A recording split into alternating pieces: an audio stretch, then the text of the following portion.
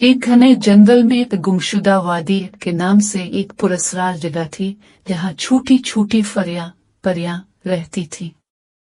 उनका काम रात को दुनिया में रोशनी और खुशी फैलाना था। हर रात वो जुगनुओं की तरह चमकती थी और फूलों की पत्तियों पर बैठकर अपनी जादुई रोशनी बखेरती थी।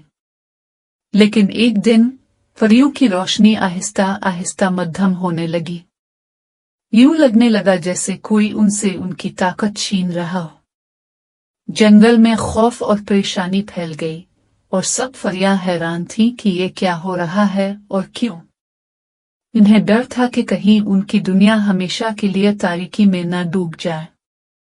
इन्हीं परियों में से एक लीरा नामी एक छोटी परी बेहद फिक्रमंद थी। इसे एक बूढ़ी परी की कहानी याद आई, जो कहा करती थी कि जंगल के वस्त में एक राज छुपा हुआ है जो परियों की रोशनी को हमेशा के लिए खत्म कर सकता है। लीरा ने हिम्मत की और फैसला किया कि वो इस राज को ढूंढेगी ताकि अपनी दुनिया को बचा सके। लीरा ने अपने चंद दोस्तों को साथ लिया और जंगल के वस्त की तरफ रवाना हो गई। वहां पहुंचने पर उन्हें एक पुरस्कार दरवाजा नजर आया जो बंद था। दरवाजे पर अजीबो-गरीब निशान बने हुए थे। एक कदीम दरख्त ने कहा, इस दरवाजे को सिर्फ वही खोल सकता है जो सच्चाई की रोशनी को जानता हो। लीरा उलझन में पड़ गई, लेकिन इसने हिम्मत न हारी। एक आवाज इसके कानों में आई, सिर्फ वही परी जिसका दिल सच्चाई की रोशनी से भरा हो, वही इस दरवाजे को खोल सकती है। लीरा ने अपने दिल पर यकीन किया और अपनी अंदरूनी रोशनी पर भरोसा किया।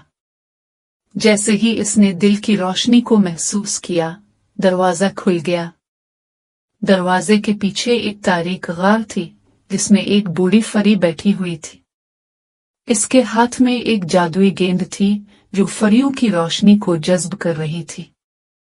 लीरा ने बूढ़ी परी को रोका और कहा, ये रोशनी हम सब का हक है, उसे छीनना सही नहीं है। बूढ़ी परी ने कहा, ये रोशनी तभी वापस लौट सकती है जब तुम सच्चाई और ईमान की ताकत को समझो। लीरा ने अज़्म के साथ जवाब दिया कि वो अपनी रोशनी को कभी मध्यम नहीं होने देगी। बूढ़ी परी ने मुस्कुराकर जादुई गेंद को तोड़ दिया और फौरन ही सारी रोशनी वापस आ गई। परियों की दुनिया दोबारा चमकने लगी और लीरा को एहसास हुआ कि सच्चाई और ईमान ही वो ताकत है जो हर अंधेरे को शिकस्त दे सकती है। अखलाकी सबक, सच्चाई और ईमान की रोशनी को हमेशा अपने दिल में रखना चाहिए, क्योंकि हमारी असल ताकत है जो हमें मुश्किलात से निकालकर रोशनी की तरफ ले जाती है।